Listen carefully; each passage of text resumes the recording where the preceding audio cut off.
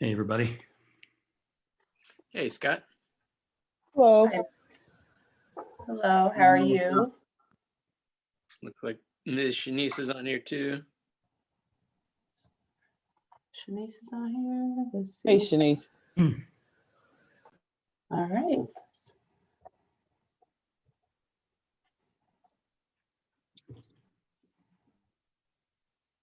All right. All right, it is 6:30.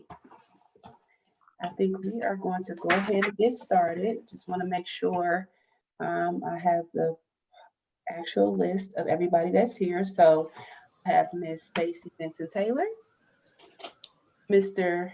Darryl Fairchild, Jared Grandy, Scott Sliver, Sliver, present. Sliver.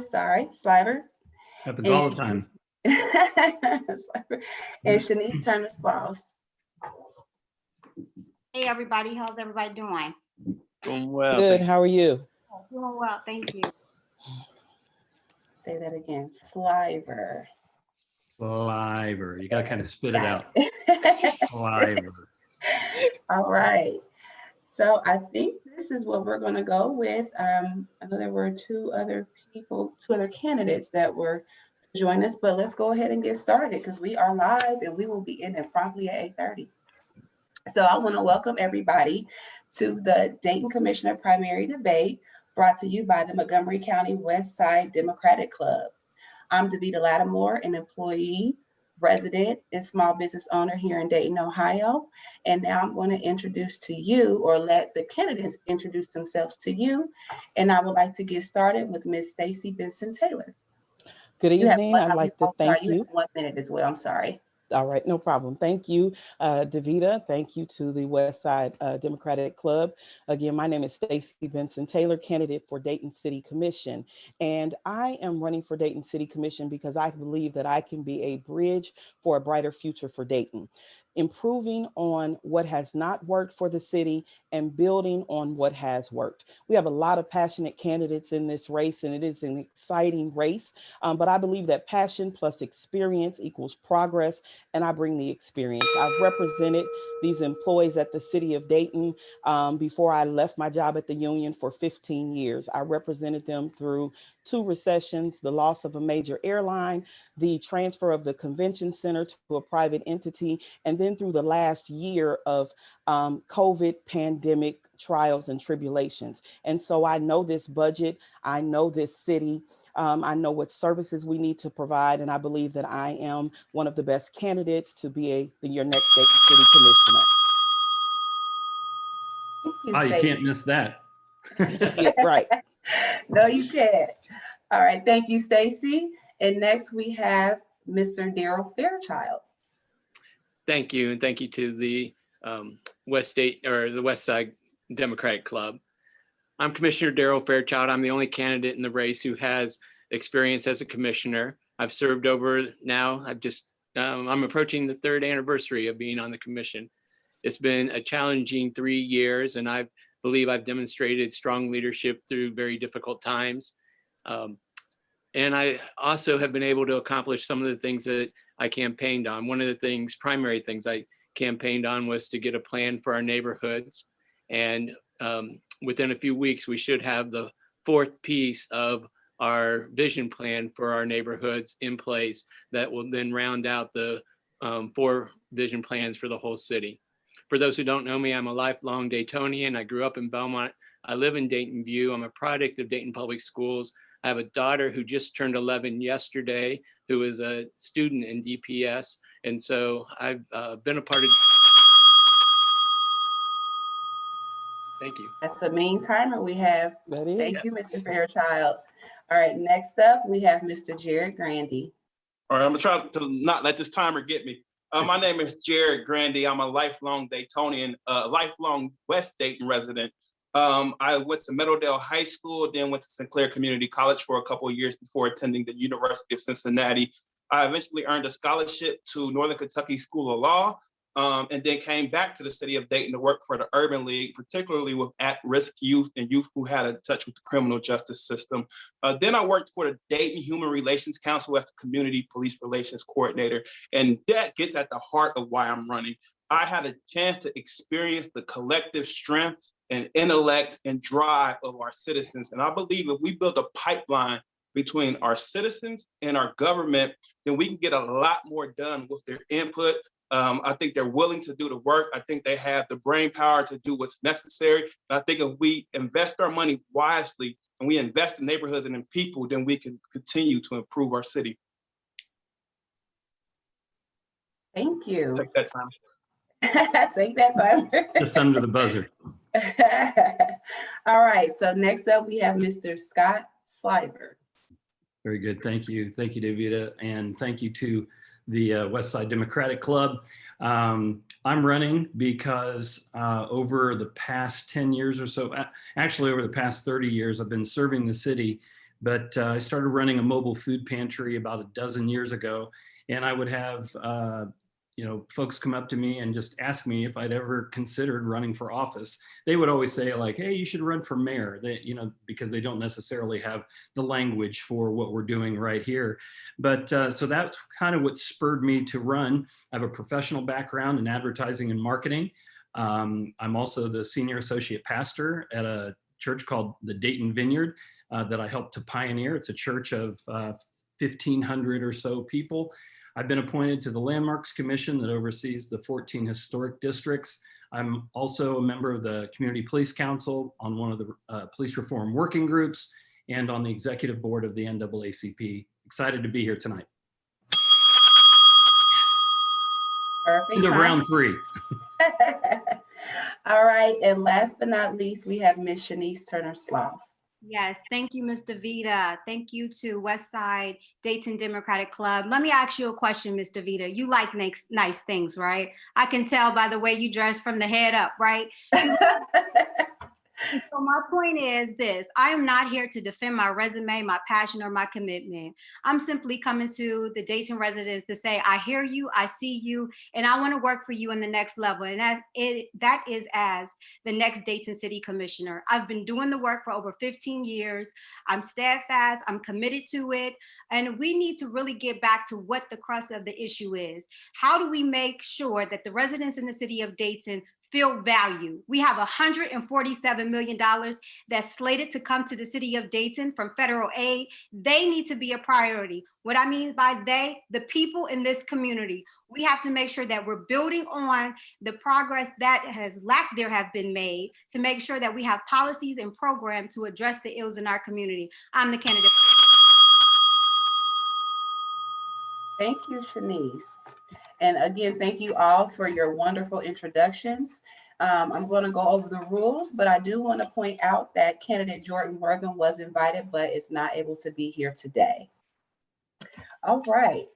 So for you all, and also for those tuning in, I'm going to go over the rules and how we're going to divide out the 2 hours that we're going to be here this evening.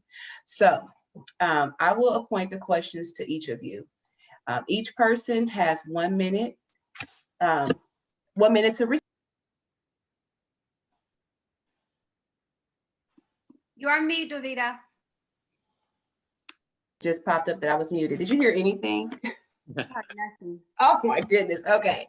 So I'm going to go over the rules on how the 2 hours will go moving forward. I will be initiating the questions to each of you.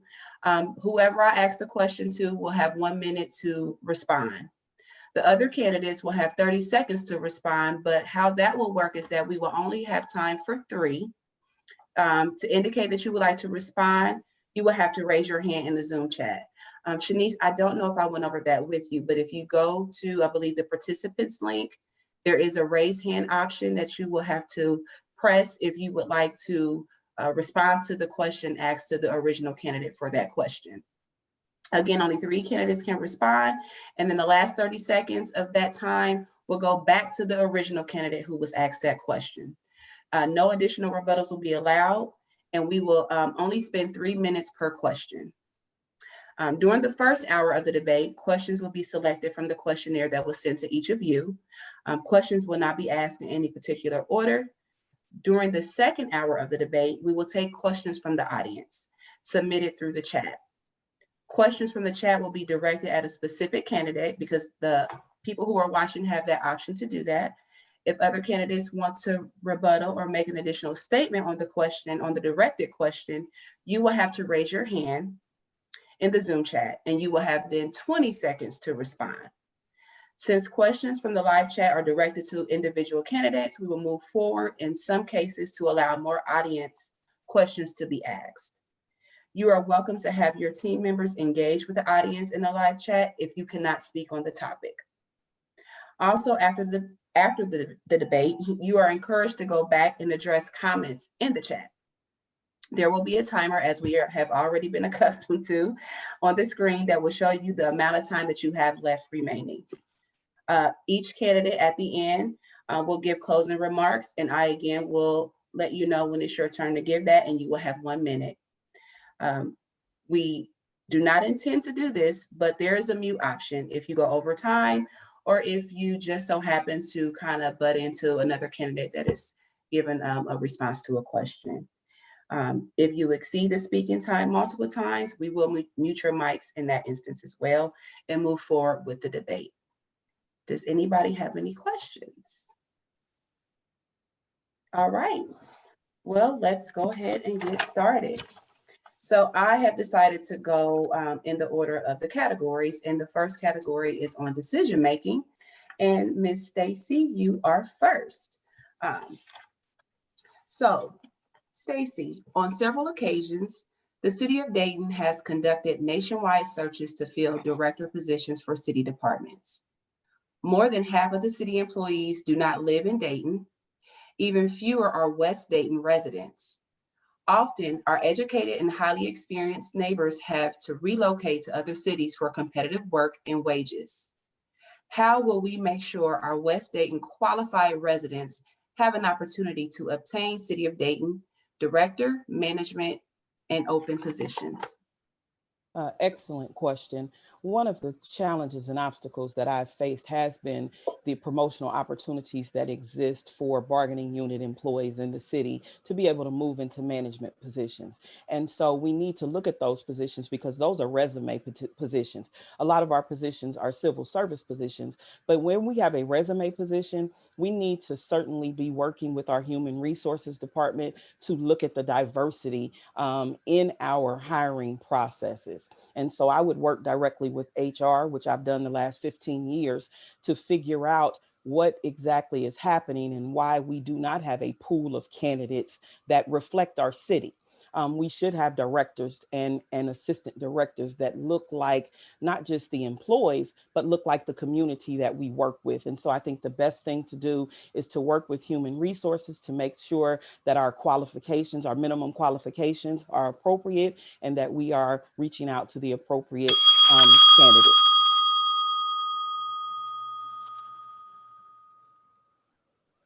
All right, do we have any other candidates that want to respond to that?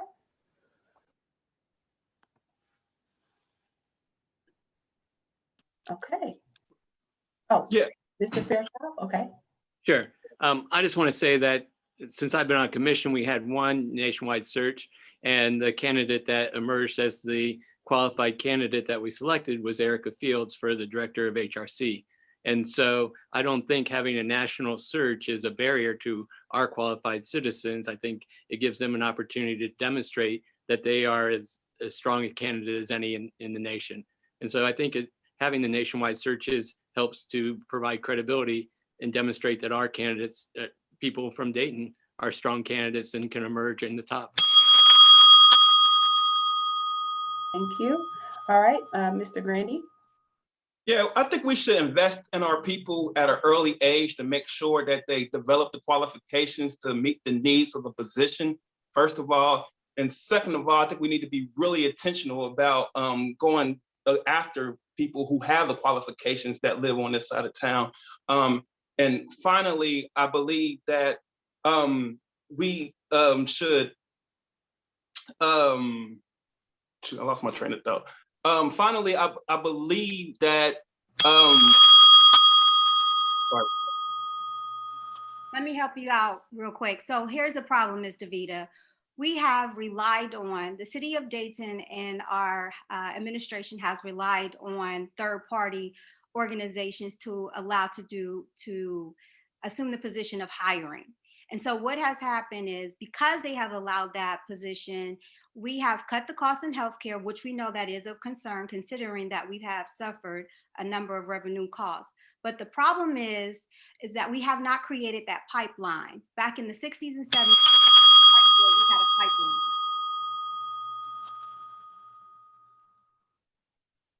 Okay, thank you, everybody. And Stacey, I don't know if you have any closing remarks on this question. You have 30 seconds if you do. No rebuttal on that. All right. All right, our next question is for Mr. Fairchild. Last week, the chief of police announced his retirement after serving the city for 13 years. The city of Dayton announced they were conducting a nationwide search for the next chief of police. What kind of police chief will you fight to bring to the city of Dayton? Sure. Thank you for that question. And it's incredibly important, particularly given the headlines of this past week. I think, one of the drawbacks with hiring a police chief is that the way their pension system works is that even though we do a nationwide search, most likely we're going to be constrained to a candidate from Ohio because people don't typically move across state pensions. But in terms of the qualities, I think we need to find someone who can relate to the community, that the community can see as a leader and can feel like they are generally concerned for the well-being of every citizen, and that can build the relationships that are going to be necessary. We have a good start on police reform, but to get it implemented, it's going to take a strong leader. And so we're going to have someone who's committed to that reform process. Thank you. I wasn't sure if anyone was wanted to rebuttal or have any responses to that. All right, we're going to start with Scott Sliver. Sliver, sorry. Thank you. I get it. Yeah. You got it. You got it. Yeah, can you not see my hand raised up in the? I can, but I have somebody that's jotting it down for me. Okay, cool. Sorry. Just for future reference. Okay, so I'm well acquainted with the chief, having been on the police council for the past 3.5 years or so, and also having been on one of the police reform working groups. We need a chief that is going to value ongoing training and change, one that's willing to take a hard look at what's not working. I think oftentimes, our current police chief just thinks everything is okay. And I think it's pretty clear that it's not.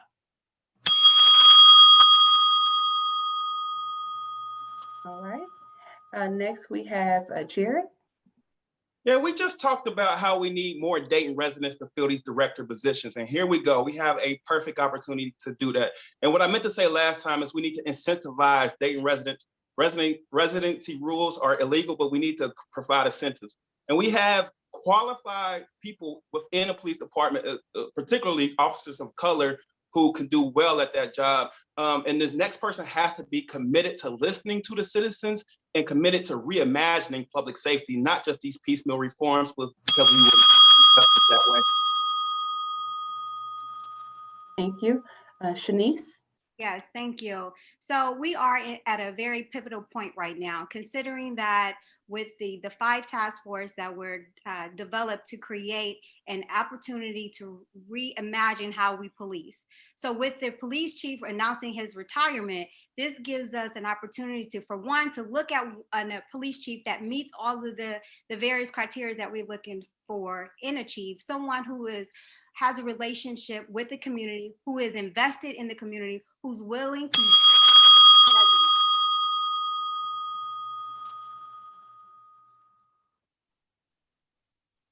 All right, thank you. All right, so the next question is for Jared. The question is as follows. The city of Dayton is set to receive $147 million of funding from the latest COVID-19 stimulus bill. How would you push for West Dayton to benefit from the funding? That's a great question. First of all, we need to make sure our budget is balanced, and we need to address looming problems that have been problems on the West Side for a very long time. That is our infrastructure. That is all of these vacant properties. That is these empty lots. That is the illegal dumping that occurs on the West Side and poor areas of the city. All of those things need to be addressed. But after we balance the budget, address those things, we need to create jobs. We can use some of that money to give people a good start, particularly young people. We need to invest in programs that will get young people hired as apprentices, help them learn trades and new skills. And we need to invest in those young people by investing in our youth and rec services and other things that will help them ease and transition into adulthood to become productive citizens of Dayton. We do a terrible job of maintaining talent. We talked about earlier hiring director positions and higher level positions within the city. And that's because we suffer from a brain drain. So one, we need to invest in our young people by investing in their well-being, investing.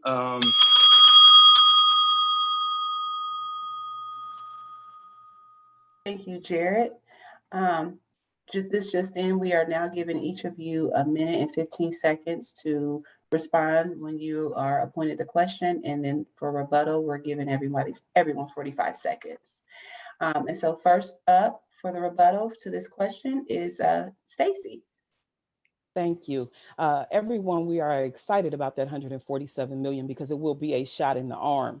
But we also have to be mindful that the federal government has not issued the guidelines on that amount of what the spending for that money is. We believe, well, we know that some of it is for revenue replacement to do exactly that, filling the gap for the employees and the services to make sure that our budget is balanced. We believe that some of it is going to be for investing in neighborhoods, investing in, whether it's vacant properties, whatever the neighborhoods need. Some people in their neighborhoods want something different. But if it's infrastructure, if it's streets, if it's vacant properties, some neighborhoods want their parks to be upgraded. And so we have to be mindful of what the communities want, but we need to use that money to invest in our neighborhoods and our communities as well. All right, Shenise, you're up next. All right, thank you for that question. So the $147 million is the question, right? How do we disseminate those dollars? The bottom line is this: I am a former City of Dayton employee. No one on this panel, no one who's running for a commission has the experience and the passion that I have. I've done the job. I've managed the City of Dayton's federal and state funding. So I know how to allocate those programs and those dollars to make sure that we're answering the call and the needs of our residents. We need to make sure that we're using those dollars effectively and efficiently to make sure that we are addressing and to address and right the mistakes that we have made in the past, from the segregation, inequality, and the stagnation that we've experienced from past practices of the city. Okay. Thank you, Shenise. And now we have Mr. Fairchild. Thank you. I would think the top number one is to maintain our services to residents, but more importantly, our neighborhoods in West Dayton have suffered from lack of investment. So this is an opportunity for investment. We need a clear housing program that would both provide for new home construction with a first-time home buyers program or programs to help people get into home ownership, remodel and save homes that we can and demolish where we can't or where we have to. And I think that strategy would then lead to business corridor investment and attraction of businesses, because now you have a critical mass of homeowners and residents who can draw a business. Thank you. And Jared, for the last part of this rebuttal. Yeah, I agree with Stacey, actually. We do need to talk to the residents about how they want this money spent. However, this administration has divested from pipelines of communication with its residents. So I'm running to help rebuild that pipeline so we can hear from the citizens and hear from them how they want to see that money invested in their communities. So yeah, if we want to hear from the people, we have to give them the mechanism to be heard. Thank you for that. All right, so next question is for Mr. Sliver. Dayton has declared racism as a public health crisis. As a commissioner, how will you address racism in our city? Thank you for the question. I would say, just as I have been over the past 5 years, I guess. I've been on the board of the Dayton unit NAACP, serving as chair of communication, press, and publicity. So I've been on a pretty steep learning curve. I've been on the Community Police Council, have learned a lot, have seen a lot. You know, we have been in the briefings when there has been a police-involved shooting. And of course, now it's like an everyday occurrence on TV. You know, you get a verdict from one thing, and then the next thing you know, a 16-year-old woman in Columbus is being shot. You know, it's one thing to say that racism is a public health crisis. It's another thing to actually act on it. And it's sad that it took the killing of George Floyd and protests in the city of Dayton to move us forward in terms of setting up the police reform working groups, where actually I'm hopeful and pretty excited about the recommendations that have been put forth, that they're going to be implemented and funded. There are over 135 of them, and some of them are very powerful. And so, thank you. Thank you. All right, and I think we have Mr. Fairchild for a rebuttal. I would just like to say that, you know, for a white candidate to think about racism, it's part about finding a way to link your life with African Americans. And I've had that experience in Dayton, growing up with mandatory busing, having classmates and teammates, and choosing to stay in Dayton and to continue to work on this. This has been kind of the seminal question of my life, and how do we undo it? And one of the answers is that white people have to talk to other white people about racism and make a commitment to be different. And that's something that hasn't happened, and we need to do that. Thank you for that. And Jared, you're up next. Yeah, the commission made that declaration, then turned around and defunded the one agency within a city that's specifically designed to address systemic racism. And that's the Dayton Human Relations Council. It was founded to address the issues that come about as a result of systemic racism. And what we did was, instead of funding that organization and propping it up, we defunded it and continue to increase the budget of the Dayton Police Department. We need to reimagine public safety, and we need to support our institutions and get serious about addressing systemic racism. Thank you. All right, and Stacey? Yes, thank you. Excellent question. We have to create safe spaces where we can have conversation. What we learned, and I co-chaired the training committee with Commissioner Fairchild, what we learned is that if we don't begin to have the tough conversations, we cannot get to the bottom of the issues. And so we have to create places where we have safe spaces. I think reimagining the HRC and the services that they provide, very, very important. And the funding levels, you know, I understand that part, but we couldn't lay off people in other areas to fund vacant positions in one area. And so we have to be mindful of that. But we have to create safe spaces, just like we did with the task force, for these tough conversations. Thank you. And then Scott for the rebuttal. You missed my hand, Davida. I didn't. Oh, ask oh, for- sorry. We only, Shenise, we only do 3. Okay. Sorry. Got you next now. Thank you.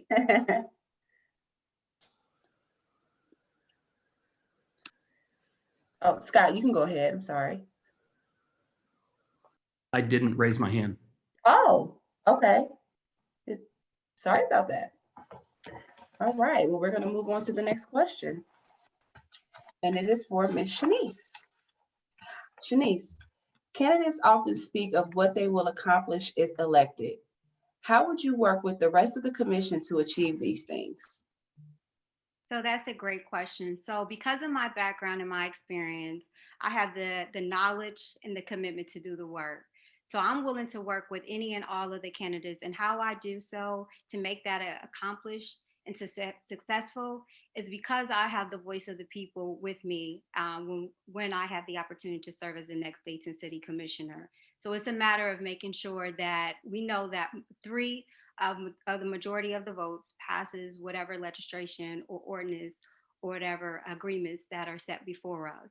So with the opportunity to work with the residents, to be the voice for the residents, I believe that I can make just in that the will of the people transpire through the legislation.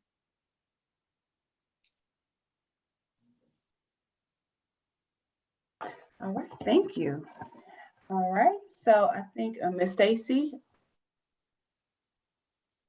Yes, thank you. I have worked with, and it's an interesting thing because I'm constantly pushing back with elected officials, whether it's the city commission, whether it's the county commission. My job for the last 15 years has been to push back on the decisions that they make.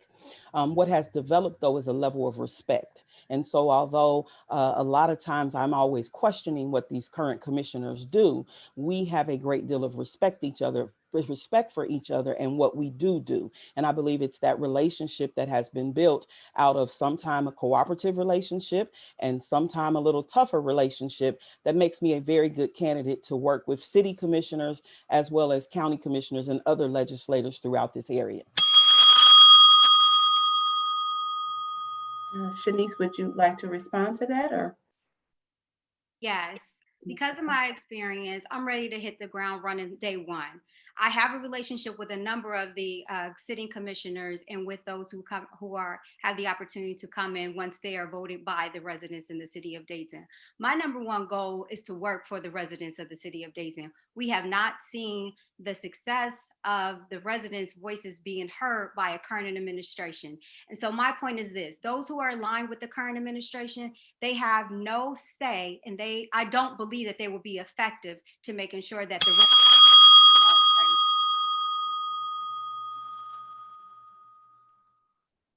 Thank you, Shenise. All right, so we're back to you, Stacey, for the next question. So tell us, which is more important in making decisions? The loud voices online or the voices that come to you in private? Good question. There has to be a balance. No voice is more important than the other. We have to look at what the issues are. We have to look at the challenges and obstacles. As I stated, different neighborhoods need different things. And so I've attended a whole lot of neighborhood meetings and I've talked to people. And so some of the issues are the same, but some of them are different. And so we have to stay in tune with what's going on. One of the things that I want to do is create what I call an innovation council. I'd like for that to include high school students, college students, young professionals, some of our more senior soldiers, as I call myself, and some of our retired people in the community.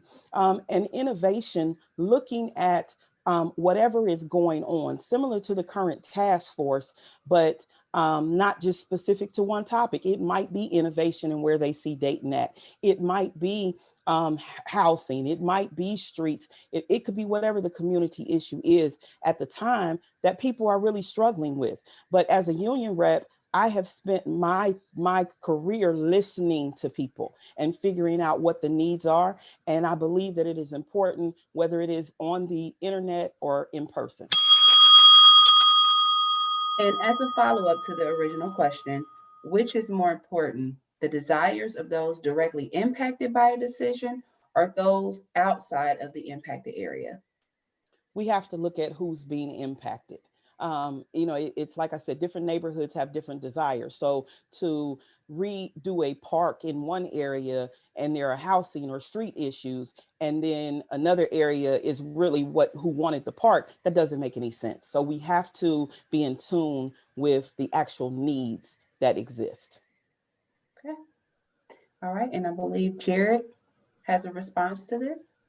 Yeah, and again, I agree with Stacey. We need to hear from our citizens. However, again, our current administration for the last 10 years 10 years has been divesting in mechanisms that allow communities to come to the table. So therefore, online is the only outlet people have these days. And it's the 21st century. Online communities exist and we need to acknowledge them and we need to engage. But we also need to reinvest in those community pipelines of communication so that we have neighborhood power centers and people can tell us what they want.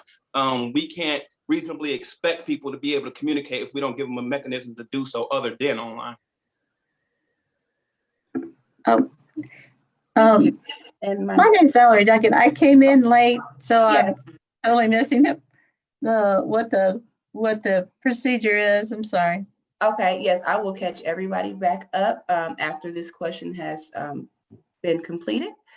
So I'm going to go ahead and move forward with Scott, and then after we finish addressing this question, I will then give you the proper introduction and get you in my lineup of questions. But Okay, thank you. Thank you. So the question is, what is more important in making decisions, the voices online or the voices that come to you in private? I think every voice matters. I think people need to be heard. And when people aren't heard, they get very frustrated. And so I think our city officials need to actually take time and listen to people. I was always taught to find the grain of truth. Somebody could be really flipping out on me, really angry, yelling and screaming, and I'm still going to listen for the grain of truth in what they're saying to me. What is my part? What do I own? What are they saying that is that needs attention?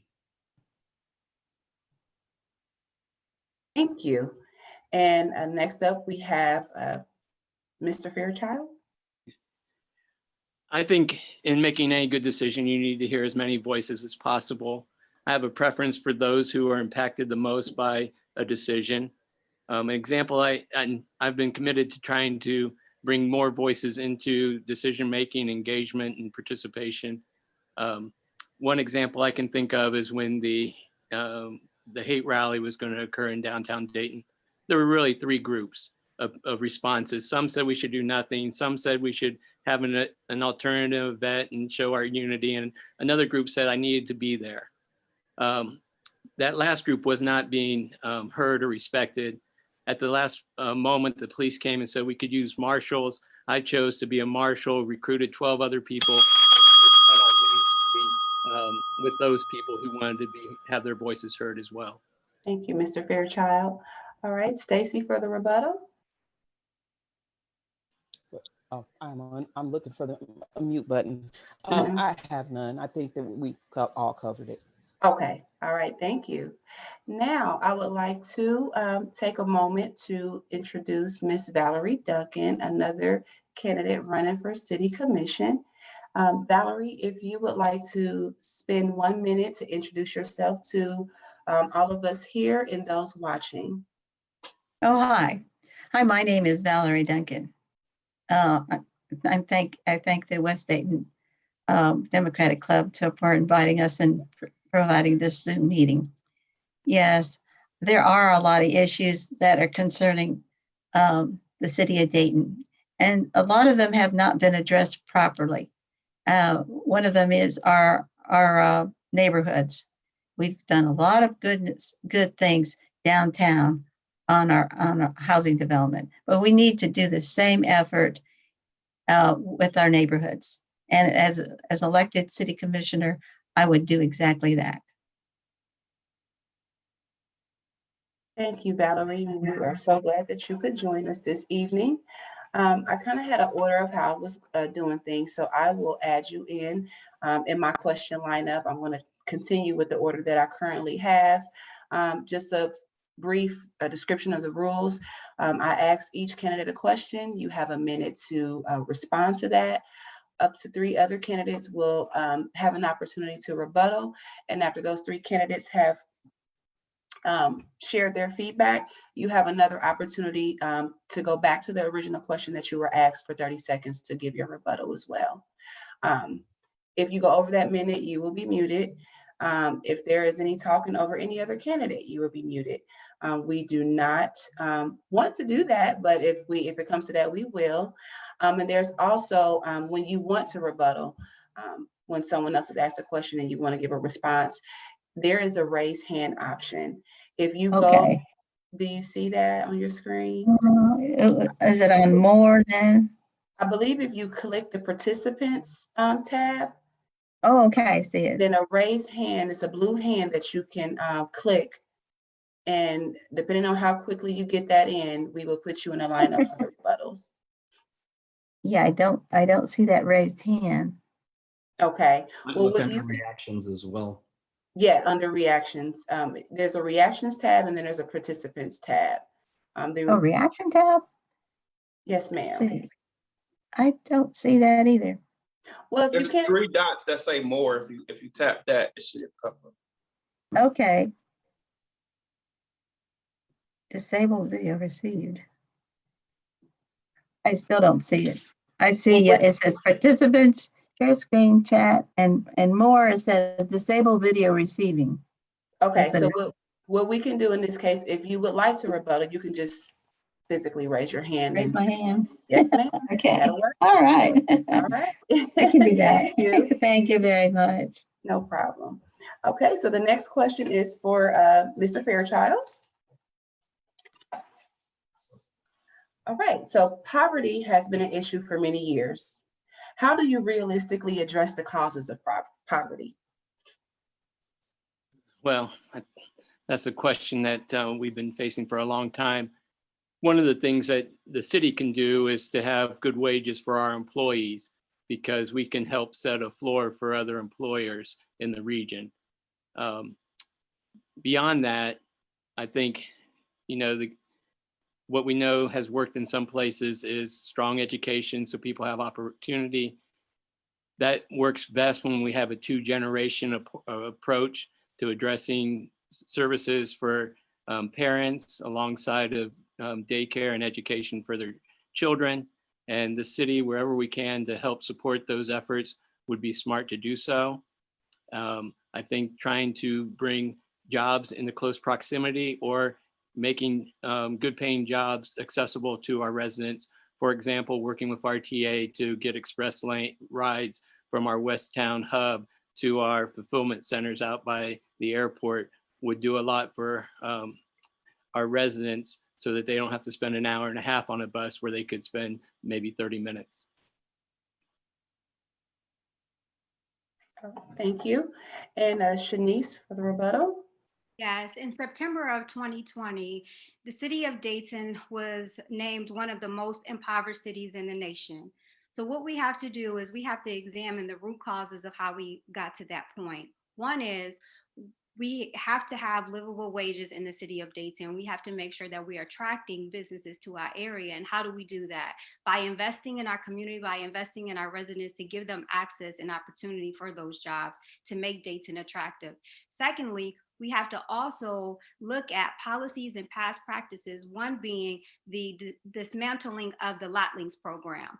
As the next Dayton City Commissioner, one of my goals is to reinstitute and reestablish the Lot Links 2.0 program by working in partnership.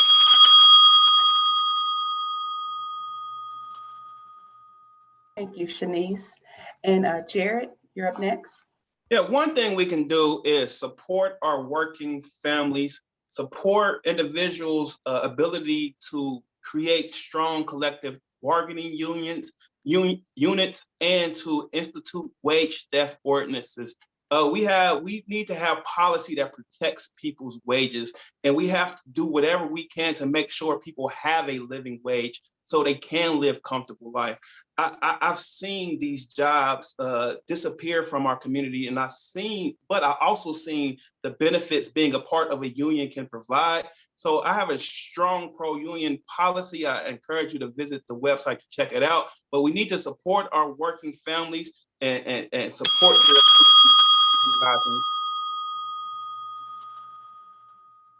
All right, Ms. Valerie, 45 seconds for rebuttal.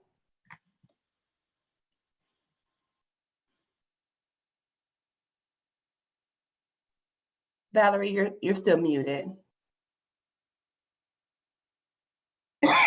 We still have opportunities we still have opportunities. One of the Wright Pat Air Force Base is our material command. They're becoming the Midwest Material Command.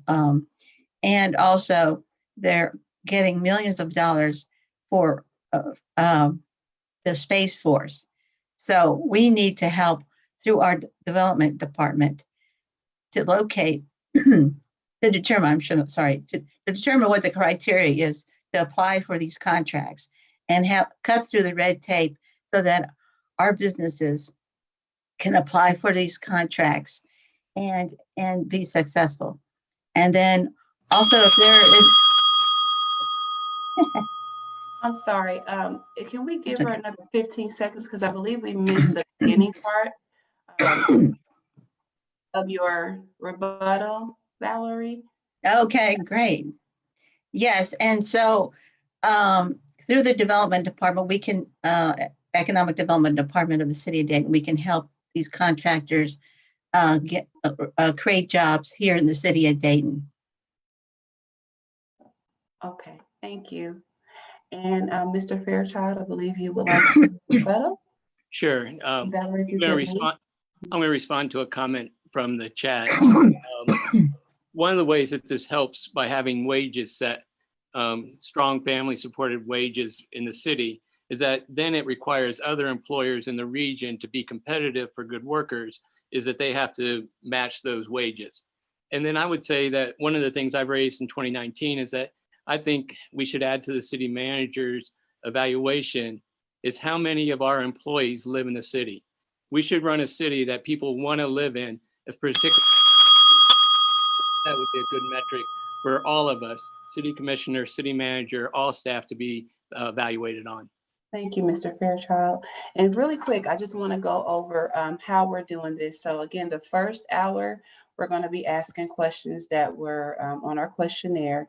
And for the second hour, we're going to take questions from the audience, from the chat. Next up for question is Jared. And now we're switching to, we just finished asking questions from the decision-making section of my questions, and now we're getting into neighborhoods. All right, so Jared, the homeless population has increased significantly over the past year. What will be done to improve conditions amongst the homeless, including shelters and places that are supposed to be safe zones? Yeah, so the city of Dayton has a lot of vacant property that the city itself owns. Maybe we can start to explore how to use that property to create safe spaces for our homeless population. I think we need to get way more creative about solving the issues that we currently have. And here we have the chance to kill two birds with one stone. We can get rid of some of these vacant properties, or we can occupy some of these vacant properties and provide safe spaces for our homeless population. I think we need to do more to support our homeless population, and we need to build pipelines and partnerships with the community operations that already do, the organizations that already do.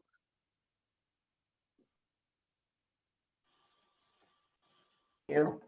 All right, so we have Ms. Shenise. Yes. So the issue of our neighborhoods and homelessness is this, and it actually goes back to the initial question and how we address poverty. The city of Dayton in December of 2019 made a conscious decision to dismantle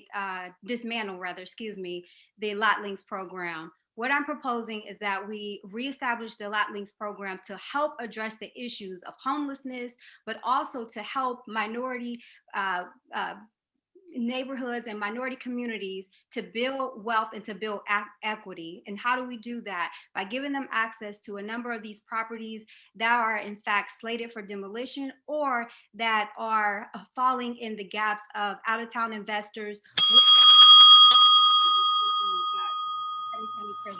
Depository program. Thank you. All right, Scott. Thank you. Yeah, homelessness, it's a tough one. You know, people need to be treated with dignity and respect. Many folks who are homeless are veterans. There are oftentimes mental health issues that just make things even more difficult. And, you know, our businesses Downtown, certainly, where, you have St. Vincent de Paul, and there's not a lot of other resources for folks. I mean, if it were up to me, if I could just wave my, magic wand, I would take a building and turn it into a homeless shelter and make it really, really nice. And people would rebut that and say, well, yeah, but then you're gonna have more people come into our city that are homeless. Well, okay, so be it. I want to take care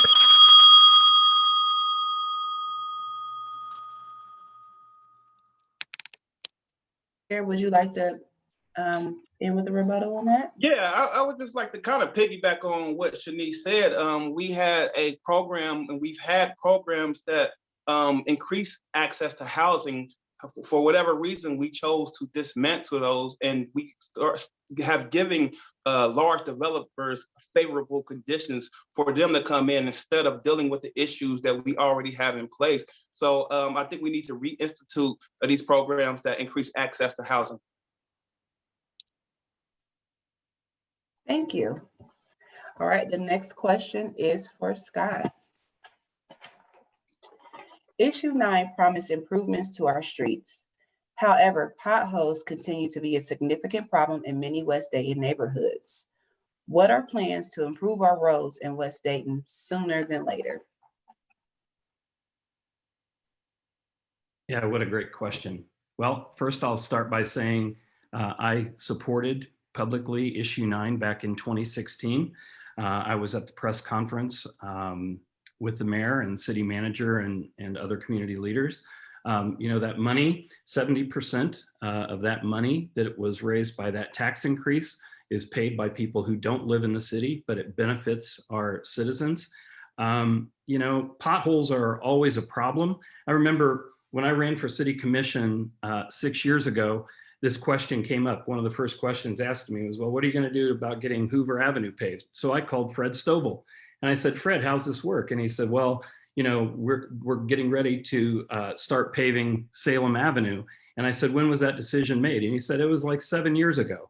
So it takes a long time. I know there's a plan, issue 9. I mean, I even brought this up because I knew it was going to come up. You can see all the different parts of town that have been paved already. They haven't paved Salem Avenue start to finish, but the city is making progress. I know the pandemic has slowed that progress, but yeah, I think potholes are a problem.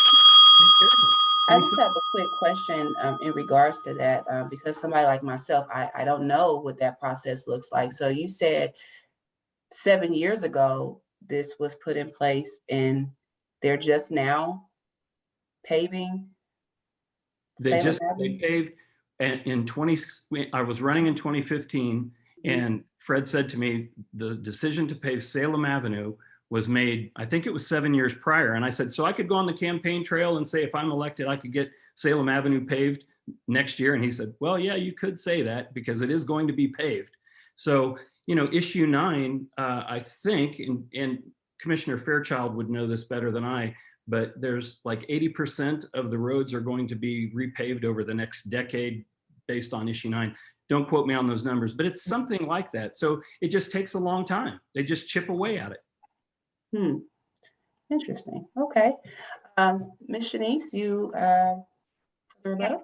We have an opportunity. We need to invest in our infrastructure. So here's the problem with that. With the $147 million that is slated to come to the city of Dayton, there's going to be a huge problem in how we effectively disperse those dollars. And one of the reasons that we're running into this issue is because we simply don't have the manpower. We've cut our workforce by 1/3. That is a huge problem as to why a number of these streets, a number of these services are not being rendered, because we have cut our services and we cut our manpower. We got to get back into building our capacity up so that we can pave our streets, so we are able to meet the needs of our residents. And again, it starts with building up our capacity. Thank you, Shenise. And next up, we have Jared. Yeah, as Shenise mentioned, Dayton was declared one of the poorest cities in our entire United States of America. And so we're taking a poor population and then asking them to spend money on their suspension, on their tire rods, on flat tires caused by these potholes. We need to get aggressive about improving our infrastructure. And while we improve our infrastructure, we can create jobs. It needs to be a priority because it's costing people money. People need work, and we can solve these problems. We just have to be aggressive about it. And, you know, I hear Scott saying 7 years. I get what he's saying, but it's unacceptable. People are spending money repairing cars and money they don't have repairing their vehicles because of these roads. I agree. All right, Ms. Stacey? Thank you. This is absolutely a staffing issue. Again, a workforce has actually over the last 15 years been cut more than half when you look at simply the bargaining unit that is responsible for public works. So those employees are spread extremely thin. And so it is a staffing and a hiring issue. We also have to look at the fact that what happens is those streets are driven by experts who then determine the order in which they are paved.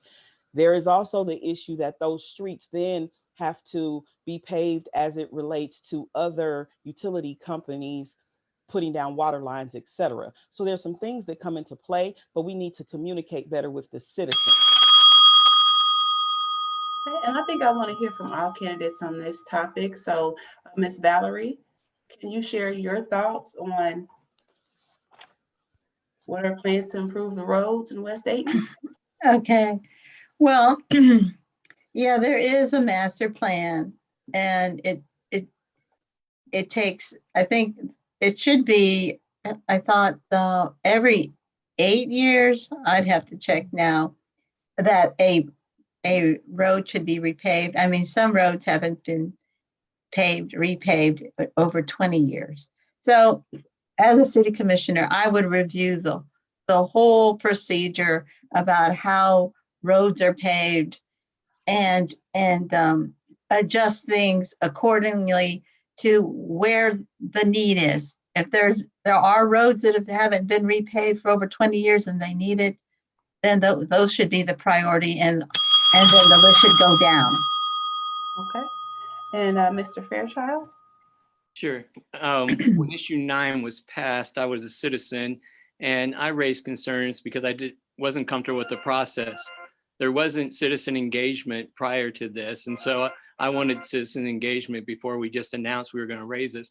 I also didn't think that citizens should have to pay additional money for a basic service, which was pavement of the roads. And so it's an 8-year levy. And so in 8 years, that should repave about 80%. But some roads are thoroughfares like Salem, and then those get state and federal dollars. That's why those take longer. Your residential road shouldn't take that long in front. We should be able to do that as we determine by the condition of the road. And I know some people told me the road is paved, and that's for 30, 40 years. And so there should be a regular cycle for paving that is just a part of our basic services. Thank you. Thank you, everybody, for sharing your feedback on that topic. All right, the next question we have here is for Ms. Shenise.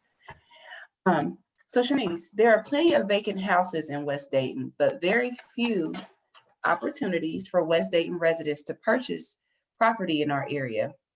How will you help West Dayton residents own property in West Dayton? So great question, and I've already alluded to the answer, and that is reinstituting the Lot Links program by working in partnership with Montgomery County's new treasurer, which is John McManus. If we build that relationship, in which that is one of my platform points, that we need to strengthen our relations, our business relationships, not only with the businesses that we have in our area, but also with our neighboring municipalities as well as the county. So my goal is to make sure that we bring that program back. We provide programs such as my Fix My Block initiative, which will allow low interest loans and grants to be afforded to residents in the city of Dayton. We got to start investing in our residents. We give tax abatements to all of the big out-of-town developers, but that needs to be reciprocated to the residents in this community, those who have chosen the city of Dayton as their place to live, work, and play. And we can do that as Shenise, as me, as the next Dayton City Commissioner. And this is another question I would love to hear from everybody on. So next, I would like for Miss Valerie, if you could give me some feedback on this topic. Thanks for the question. Yes, and not only in West Dade, but all over are we having problems with neighborhood housing blight. This is the reason why is that at one time, the City of Dayton Division of Housing was funded by block grant money. But as our population has gone down, so has the funding level. And the City of Dayton, the City Commission, current and past City Commission have not committed to fund the Division of Housing with general fund money. And so the number of housing inspectors have gone from 36 down to 2.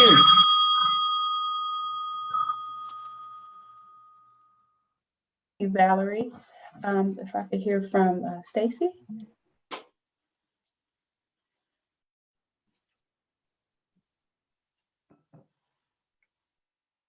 Thank you. Can you repeat the question again, please? Yes, ma'am.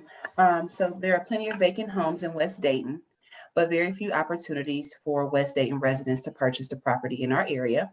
How will you help West Dayton residents own property in West Dayton?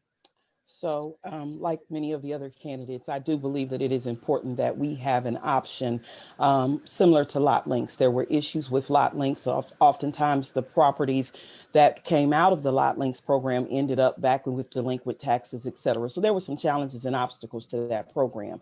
Revamping it, as some of the other candidates have said, very, very important, because if people can purchase those properties and then we then invest in them maintaining those homes. Home ownership is tough. And so we have to have a twofold program, putting people in homes, but then making sure that they can maintain that home ownership. That's what brings our community up. And so we have to have a lot links type option available.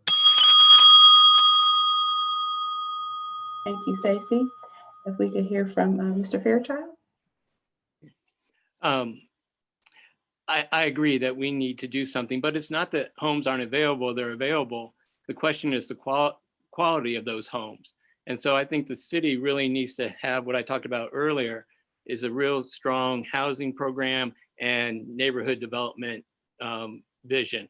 And I see that as investing in new home starts, subsidized to a point where people can buy in at their wages so they can sustain those, rehab the ones that we can and demolish the ones that need to go, and getting stable neighborhoods.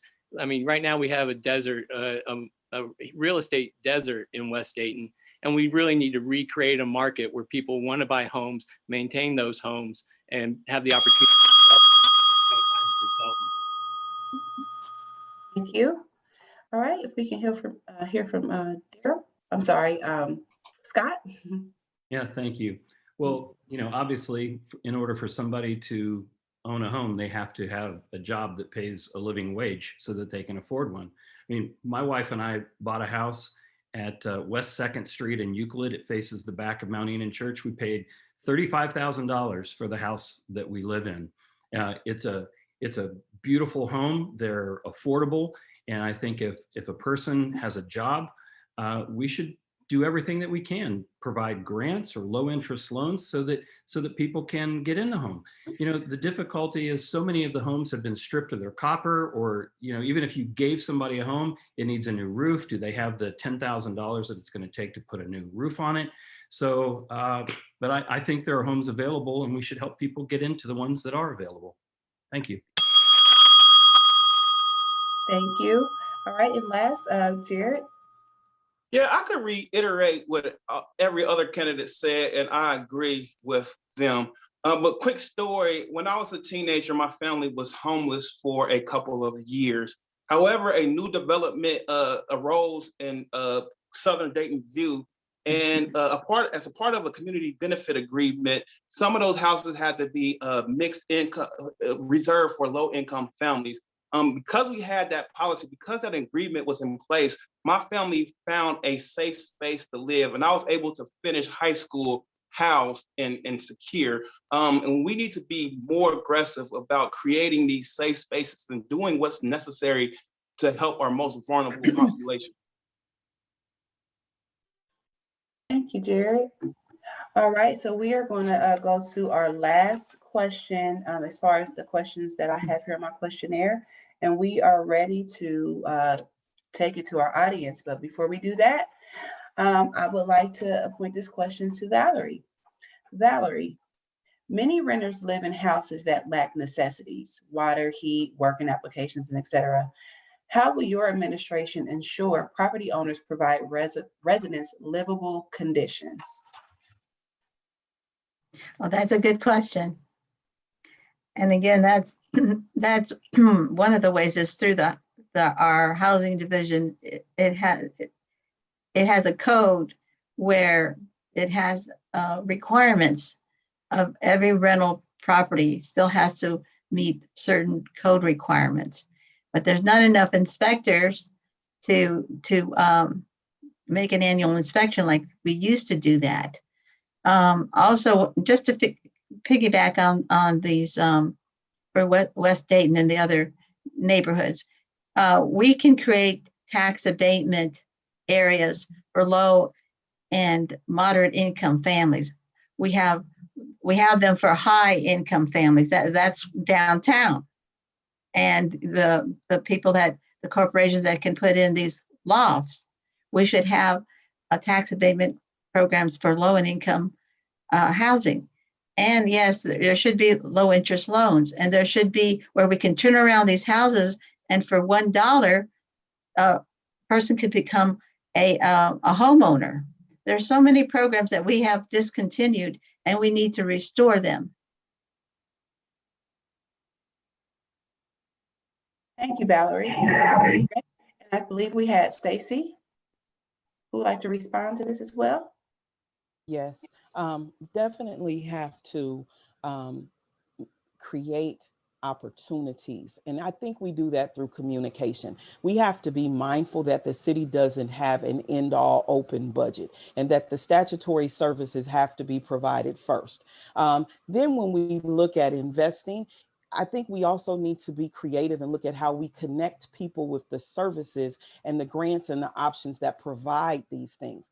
Even when it comes to the abatements for downtown, because the market is so good, the city hasn't had to give a lot of abatements because people want to come. So that money is not just readily available anymore. And so we need to be creative in how we approach this and what connections we make for people.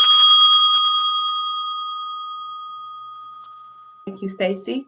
Next up, we have Darryl. Yeah, I just want to say that there are CRAs, community reinvestment areas in the city around many of our historic districts and some of our other neighborhoods. So there are opportunities for regular folks to get those. We still have used abatements downtown. The key thing we have to be mindful of, though, when we talk about giving abatements is the place that hurts is our children, because those abatements are for real estate taxes, and those real estate taxes go to fund our school. And so we have to be mindful that if we want to advocate for abatements, we're taking away resources for our children.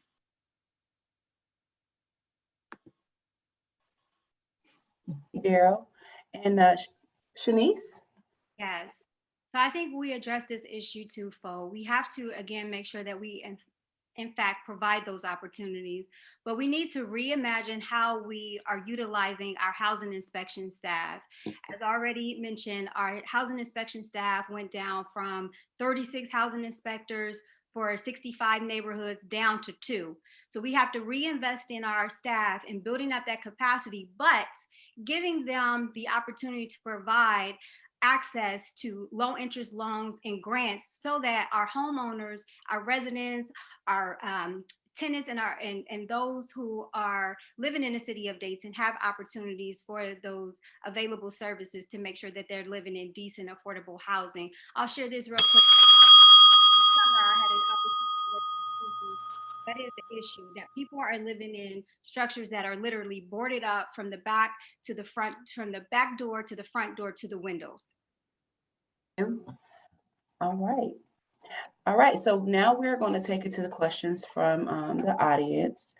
And I'm going to give Valerie, again, another opportunity to respond to this question first because this was open to everyone. And so the question is, Valerie, what are your plans to support local small Black businesses? Okay. You know, there's a lot of programs through the state.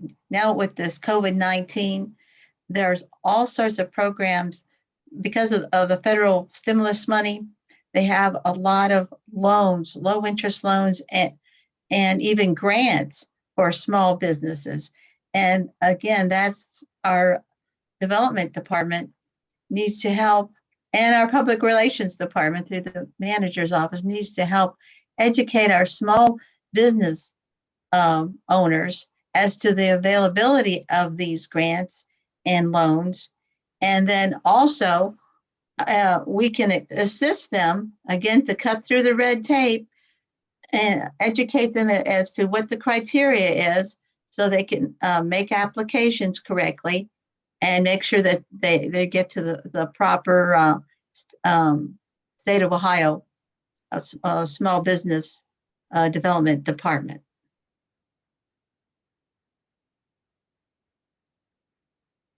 Do we have anybody else that wants to give an additional statement on this question? And the question again is, what are your plans to support local small Black businesses? Yes, I'll tell you real quick and short.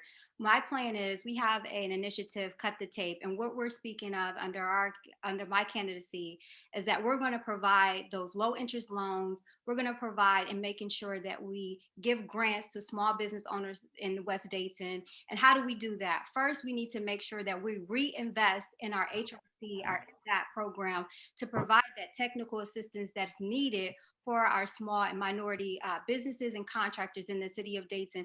Not only will they be able to grow their business, but they can expand and enlarge their resources to be able to compete for those larger bids and contracts throughout the city of Dayton. So that is one initiative that we're pushing. We believe that our small business. All right, thank you. All right. Anybody else? Yes. Okay. I agree wholeheartedly with Shenise. Again, we declared public racism as a public health crisis and then defunded the agency that's responsible for helping us through these issues. The HRC has a couple of programs that help small and minority businesses get business, grow their capacity and get business with the city.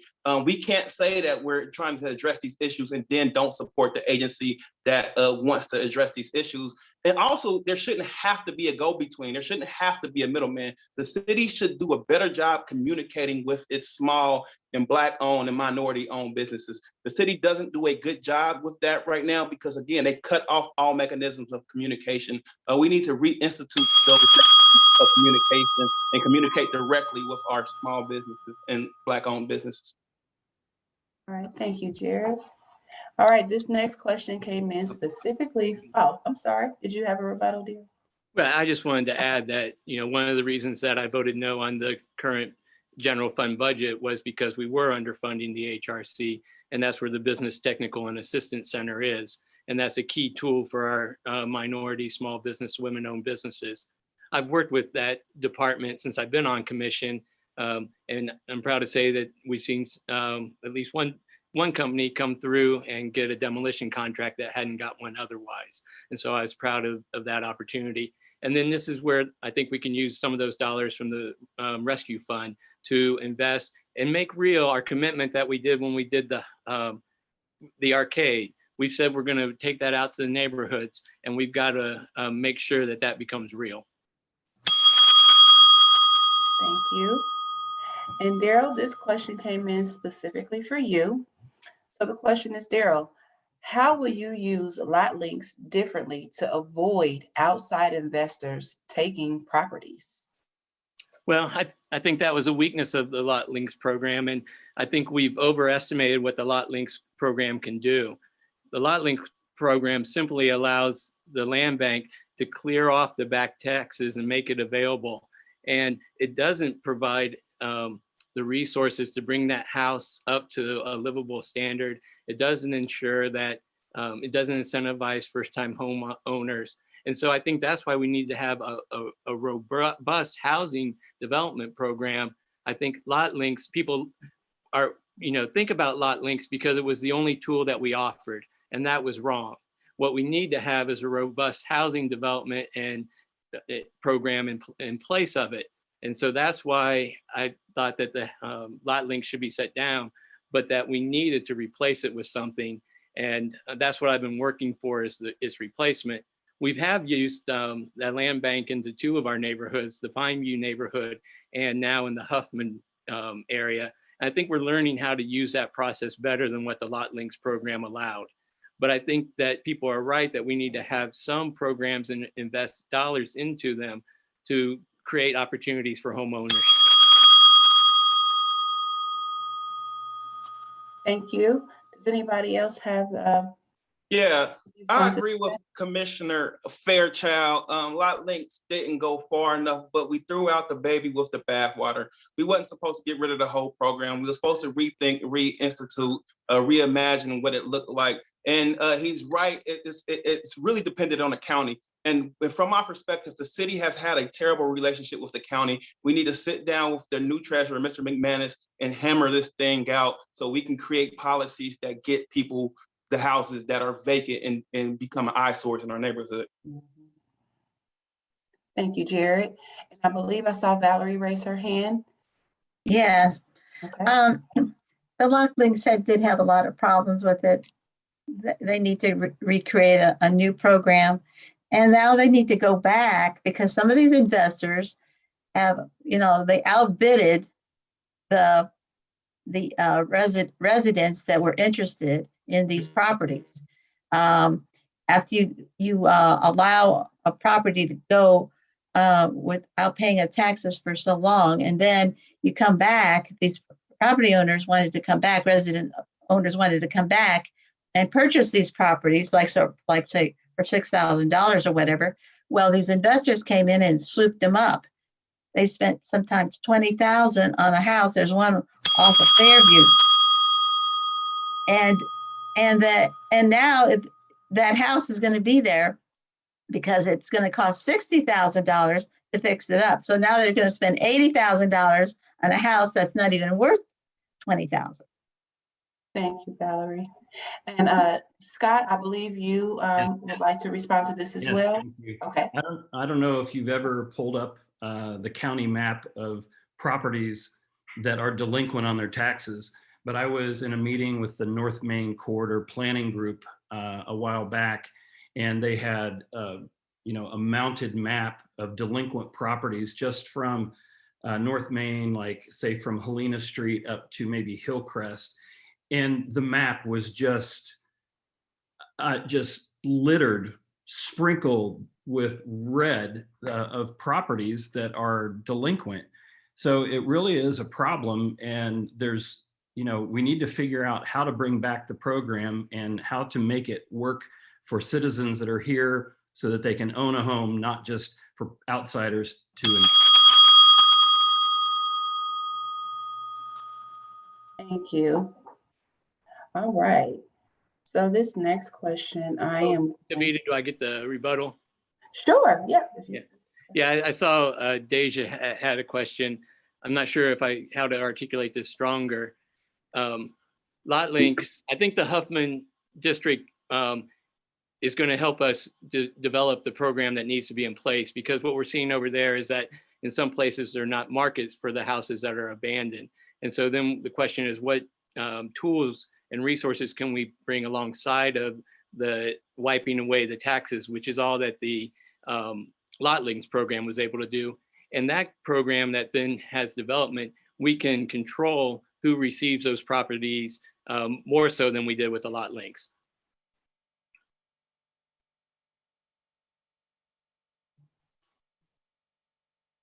Thank you, Deja, for that question. And thank you, Mr. Fairchild, for responding. Can I just chime in on that real quick? I would just want to say this. Here's it. this is a constant theme that we're dealing with our current administration, even past administration. What we're looking at is when there are programs or initiatives that are essentially need to be re-examined, or where there may be some issues. However, what we're doing is we're throwing them away. We're dismantling the programs, i.e. the priority board system that we had in place, which was a world-renowned citizen participation form of how we interact with our government. The second is the Lot Links program, which is a look at how we improve the program instead of dismantling the programs, looking at how do we make it better and how do we increase the services that they were intended and the purposes that for which they were intended and how they were developed. Okay, thank you. All right, so just really quick, I know that some of us are looking at some of the questions coming through on Facebook, but we are actually on a first come, first serve basis. So we're recording the questions. So we want to make sure that the questions that got in time from the audience are answered in the order that they were received. So if you could just follow my lead, that would be awesome. Okay, so this next question, I believe this is for Darryl as well. What is your track record of engagement with the LGBTQIA community? What can you do for them as commissioner? Yeah, so I have a long track record of standing alongside my gay, lesbian, transsexual, bisexual, questioning citizens, residents, neighbors. Back in the, I guess it was early 90s, I was fighting for marriage equality within the church and the ability to do holy unions within the United Methodist Church, as well as to ordain gay and lesbian colleagues into ministry. So I've been fighting that fight, continue to fight that fight. I think our ordinance in Dayton was right to protect all their rights, and I would continue to defend that. I know that there are people who disagree with that position, but I believe that all people need to be celebrated for who they are, and I will fight for their values and their right to be celebrated in our community. Thank you. Scott, did you want to respond to that? Yeah, just 2 Fridays ago. Thank you. Can you hear me? Yes. Just 2 Fridays ago, I got a call from a friend, Michael Knote, who runs Have a Gay Day. He said that there were 14 cases of frozen pizzas that were being made available via the LGBTQ Center, Randy Phillips, and in Dayton. And Michael reached out to me because no other pantry that they knew of had a place or the ability to store those pizzas. So Randy dropped them off to me. I loaded them into my truck, took them out to Marlon Shackelford, who took them out. He and another person took them out to refugee families on that Friday night. So I'm happy to partner with anybody that wants to partner. Thank you. Thank you. Next, if we can hear from Stacey. Yes, I've had the opportunity to represent people from a diverse background, and throughout my career, I have made sure that no matter a person's sexual orientation, that they are treated fairly. I negotiated that in contracts, made sure that there was medical opportunities, healthcare opportunities before the law was passed, that there was healthcare opportunities. And I supported the city when they created the resolution to ensure that same-sex couples were treated the same as heterosexual couples. And so I would continue to support that and make sure that all opportunities that we have available in the city of Dayton exist for all citizens, no matter of their orientation. Thank you. Ms. Shenise? Yes, I think it's important that when you talk about the LGBTQ community, need to make sure that they have access and opportunity on all fronts, including housing, which has been a huge issue. And so, as the next Dayton City Commissioner, I will continue to make sure that I'm pushing for policy and programming to assist all residents, regardless of their sexual orientation or their race, ethnic group, or whatever the case may be, that everyone is represented and that everyone has access and that they are treated fair. Thank you, Shenise. Jared, we can hear from you. Yes, fortunately, the city of Dayton has ordinances that go further than the United States Constitution, and it provides protection for LGBTQIA plus community.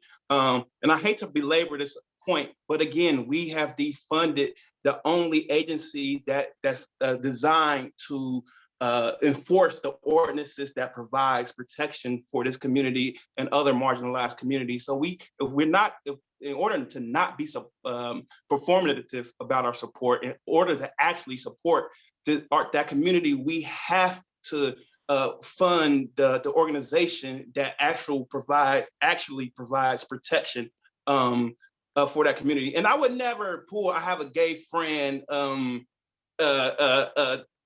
thing out the bag. You know, we need to, as a city, communicate with all our communities. And so my position is I will bring people from that community to the table how I can support them, because I could never know how to actually support. I would have to bring them to the table so they can educate me how I can be a better advocate for the community. Thank you. You got a Black friend too. Right. All right. If we could hear from Valerie on the same question. Yes. Thank you for the question. Yes, we need to support our LGBTQ TI plus community, and we need to have them if we're really committed to that. Then they need to be at the table, like for the police reform. They should have been at the table. The immigrant community should have been at the table, and all other diverse groups should be at the table. If we want diversity, then those groups need to be at the table right at the beginning. And I would ensure, as a city commissioner, that when we're negotiating something, change in our ordinances, that all groups are involved and all groups are at the table right at the beginning. Thank you, Valerie. All right, this next question I want to start with. May I I'm please? sorry? Ms. Duncan, were you in one of the police reform working groups? No, I wasn't. Yeah, well, I'm just telling you that all groups were represented in those 5 groups. There were 125 people. There were people from the LGBTQIA. I had an immigrant in my group. So I've heard you say that a few times, and I just want you to know people were well represented.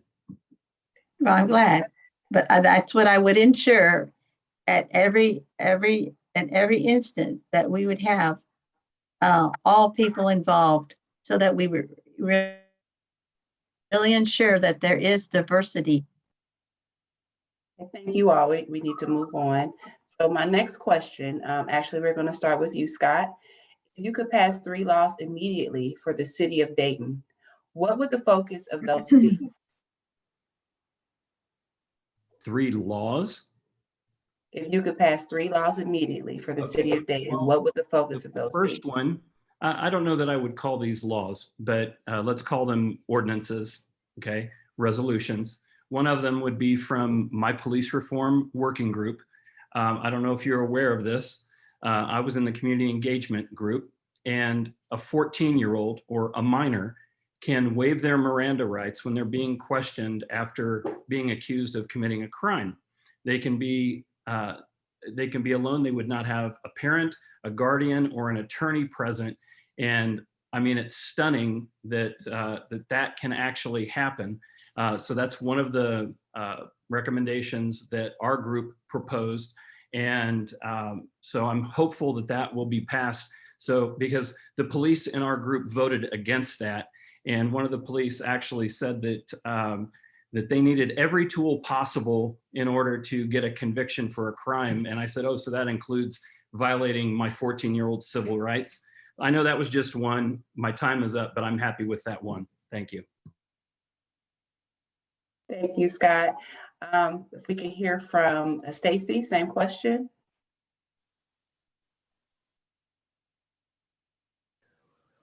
Okay, I think that for me, one of the first things that I would do would look at the immunity for police officers. I think we need to look at that as a city and make sure that if our officers have been involved in a situation that was inappropriate, that they could be held accountable for that. I think that would include making sure that if we create our own database that followed that officer, it doesn't matter if the state hasn't done that yet. Secondly, I think that I would look at contracting out work and how we contract out work and how we make sure that we are including, we're having the first opportunity for the work in-house, and then making sure that we are using our trades and our labor organizations for anything that we are required or need to outsource. Thank you, Stacey. Jared, same question. Yeah, first of all, I would enact ordinances that support our working families, making sure that collective bargaining units are able to arise in some of our factories, and supporting the workers that work in some of the factories and shops that are outside or in the periphery of the city. Also, I'll adopt the ACLU model ordinance with regard to surveillance. First of all, we need to get rid of ShotSpotter, but if we're going to institute a program that surveils community, the community should be well aware. So I would enact ordinances that increase transparency within the city. We do a terrible job at that anyway. So we need ordinances that make sure citizens know what's going on. And finally, we need to address historic inequities. When we talk about Black-owned businesses, we have to, in order to address the inequity, we have to go above and beyond to invest in those companies. Thank you. Valerie, same question. Yes, I would review all our ordinances, and I would bring, if we want to address discrimination, whatever kind of discrimination there is, we need to get input, not just on police reform, but on all the issues regarding discrimination, so that then we have an ordinance that is more broad and it shows the diversity that of our community. And also with we need to kind of tie in, I don't know if this would take an ordinance, with the Board of Education and our fire and police and our trade unions to create apprenticeships so that our young people at high school level have an opportunity to advance into the police, the fire, and our trades. Thank you. All right, Shenise. Yes, thank you for that question. So the first thing I will do is review the ordinances that we currently have in place. One thing I would do would definitely reverse the charter amendment that took place in the dismantling of the priority boards. We need to bring back and strengthen the voices of our residents. Secondly, I will look at how do we support ordinances and create ordinances that in fact protect and again, support our working families, looking at those areas to make sure that we are strengthening the city of Dayton by bridging the gap and addressing those restrictive policies that we have suffered from generations after generations, and really reversing to address those issues of inequality. Thank you, Shenise. And Darryl, same question. Sure. So I'm going to take this broadly in laws, and I think one of the things I would want to do is to take away any barriers that prevents us from doing local hiring. So if we have a project that we have dollars in, or other opportunities to incentivize, I would want to be able to local hire. and there's barriers there. So to remove those. I think we need to relook at how we elect the Dayton City Commission. And so that's a charter change. I think that having a robust conversation in our community about how city commissioners are elected, how many we have, whether they represent citywide or wards would be valuable. And then the ordinances isn't the real issue in my mind, is how we spend our resources. Thank you, Darryl. Okay, this next question, I would like to start with Stacey. If priority boards are brought back, how would you work to get the younger voices that weren't present? I think what I said earlier about the Innovation Council was huge. I think we have to invite them to the table. We have to aggressively we have to work with our rec centers. We have to work with our organizations that involve youth. One of the things I spent doing last week was talking to young people. I asked them, do you know what a commissioner is? Do you know what a mayor is? Do you know how the decisions that they make impact your parks? How did you feel when you went to the park and it was dirty? How did you feel when the rec centers were closed? Oftentimes we make these decisions, but we don't have these conversations. And so in order to engage young people, you have to have these conversations with them. And I do believe that we need something that involves high school students, college students, young professionals, and as I said, our senior soldiers and retirees in a dialogue. And so then you start to, the task force, it was a call. How many people want to be involved? That was 100+ people that said they wanted to be involved. So we simply need to reach out and let them know that we need them to move this city forward. Thank you, Stacey. Scott, same question. Yeah, the question is about including youth. Yes, if priority boards are brought back, how would you work to get younger voices that weren't present? Well, I said before, I think it's important to have a broad range of voices. Everybody's voice is important, and it's easy to overlook children or kids or teenagers or young adults. People get the blinders on, they go to a group, and I think it just takes inviting young people. I think older folks have to appreciate that young people, whether you're talking teenagers or young adults, that they may not have the same perspective. They probably won't have the same perspective, but that's why they need to be at the table. I've been a mentor over the past 5 years at Dayton Boys Prep, which is now Roosevelt, at Dayton Leadership Academy, E.J. Brown, all those. In the Dayton unit, NAACP has high school and college units as well. Thank you. All right, Jared, same question. Yeah, so far none of the candidates explained how, and there's a way that we can do this, right? So when I worked at the HRC, we hired a community organizer, and I have to mention it's the same community organizer that put together these 125 people for these police reform groups. He was a heck of an organizer, and what he did was go into Residence Park and talk to people. We sat at estrus markets, we knocked on doors, we went to pantries, we did whatever was necessary to get people engaged. And we said, hey, come to these neighborhood association meetings. And what we were able to do is decrease the average age of the neighborhood association meeting by at least 30 years. So we can create jobs. We gave a young professional a job. We can create jobs. We have community organizers in the city. We can give jobs to do that work, to bring people to the table, to make sure voices are heard. Thank you, Jared. All right, Valerie, same question.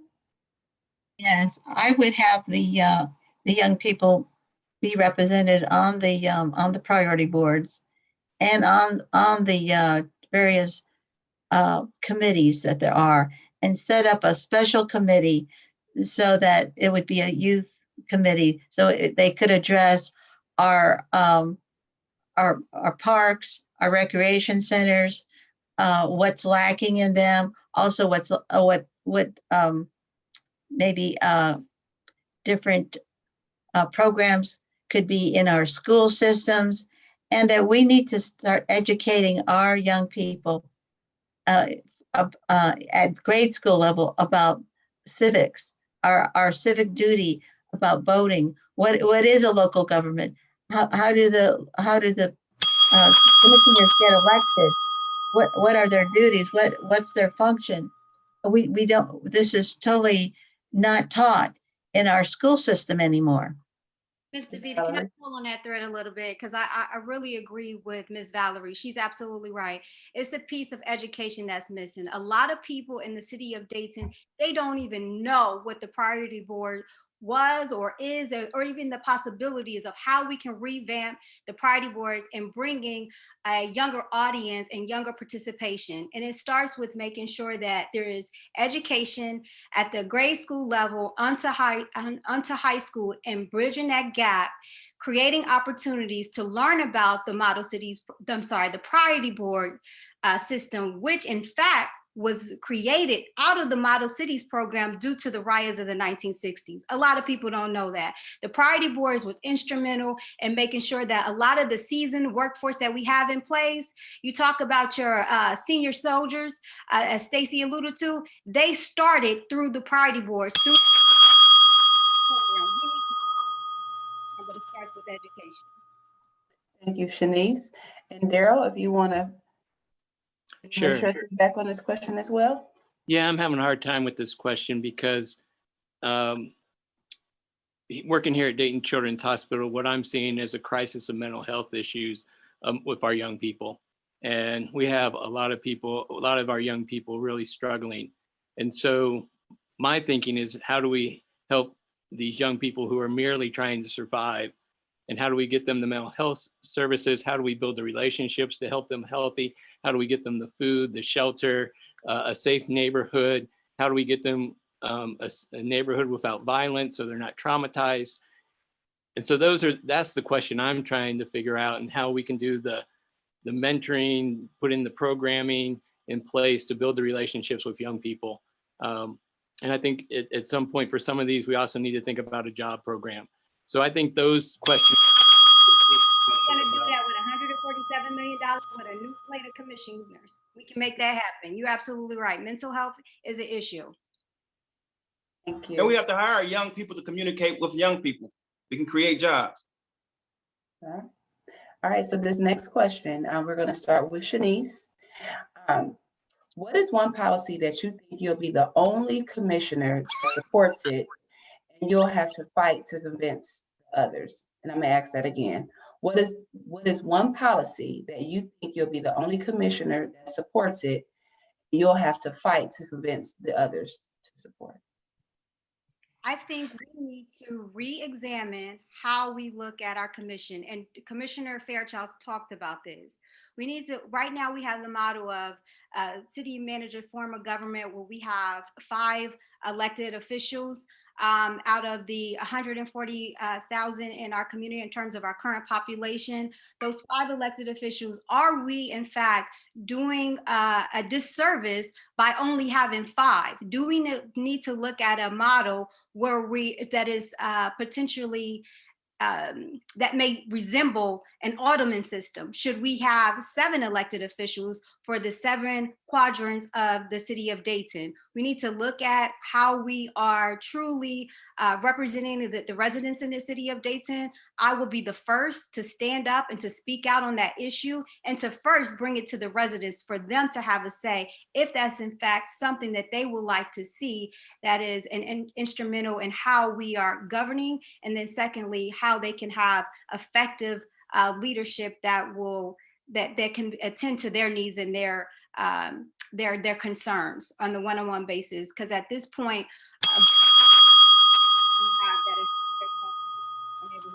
everyone is not well represented. Shenise. Okay, Stacey, same question. Something that I would be standing alone. I'm hearing squeaking noises. Somebody hearing Yes, squeaking? if everyone that's not speaking can mute, that would be great. Thank you. Thank you. Let's see. Something where I would be standing alone. That is a tough question because I have built my career on trying to bring together people and figuring out how we can, when we come from opposite ends, figure out how to make things work. I think one of the things that I think we have a top-heavy government. It has been the same for quite some time. And so I would certainly push to eliminate a lot of our management positions, a lot of our administration positions. It has been maintained, although our city size has been reduced and our staffing levels have been reduced, but we have not reduced our management staff and our administration staff. And I believe that might give me I might be there by myself advocating for that. Thank you, Stacey. Jared?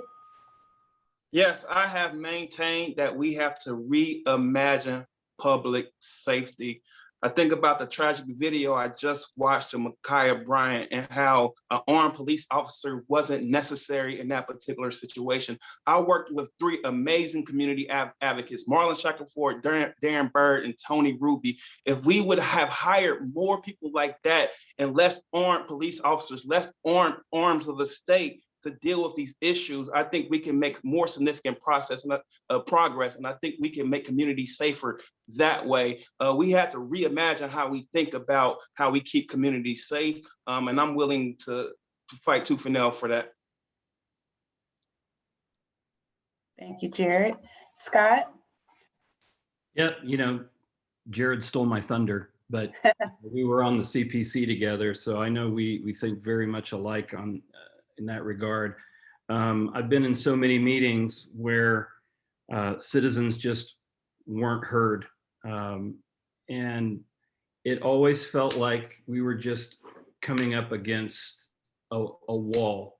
And, I mentioned this before, that it's a shame that it took the death of George Floyd to get these 5 working groups in place, because a lot of the work that's been done there, we had done as part of the CPC, but it just never seemed to get traction, never was heard, never made it to the right people, was just ignored, pick whatever the issue was.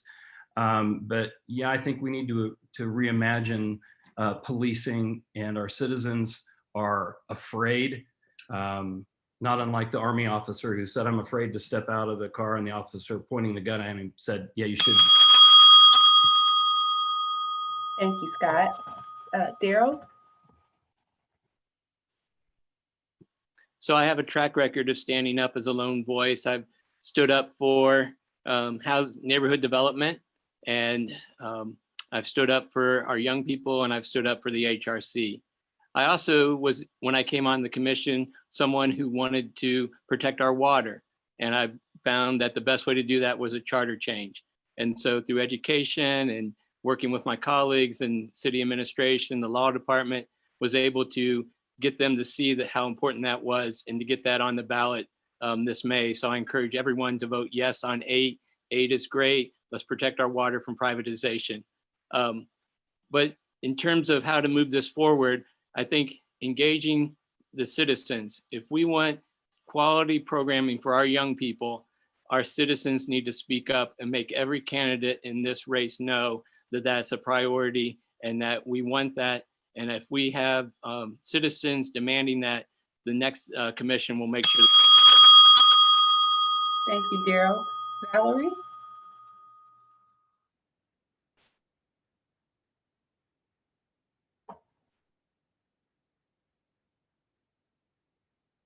Valerie, same question. Do you need me to repeat it? Please. Okay, no problem. What is one policy that you think you'll be the only commissioner that supports it, and you'll have to fight to convince the others to support? Oh, wow. Well, that's going to probably the investments in the neighborhoods. I mean, I wish there was a commitment already by our existing commissioners for the commitment to the neighborhoods and to our housing stock. This should have been done long time ago. So I think I'm going to be the odd man out on this, because I haven't seen that commitment from the city commission now. So when I become city commissioner, that'll be the first thing on the agenda. I'll be getting with all the other city commissioners and the mayor, and to really put together some kind of strategy, get citizen input. Again, bring everybody to the table and get really something going. You know, if it has to take ordinances, it has to take programs, that's what we need to do. All right, we are going to move to the last question that we received from the audience. I would also like to encourage all of the candidates to please go back into the chat after this debate is concluded to respond and to any questions that everyone may have put in the chat. I apologize to our viewers that we just don't have enough time to go through all of them, but I would like to ask one more question from the audience. And then after that, we will give each candidate 1 minute for their closing remarks. So the next question, I'm going to start with Valerie. What kind of partnerships will you build with Dayton Public Schools? Okay, well, first of all, I would get together with the Dayton Public Schools and have meetings with them to review all the different things that the Dayton Public Schools now provide, and to try to help them identify what areas that they could need help with. Is it truancy? Is it attendance? Is it changing the curriculum? Is it state testing? Is it youth programs? Is it mentorship? Is it apprenticeship? And so just review and help the school system as much as the city commission can, so that our young people have the opportunity to go forward in their future. Thank you, Valerie. Okay, Scott.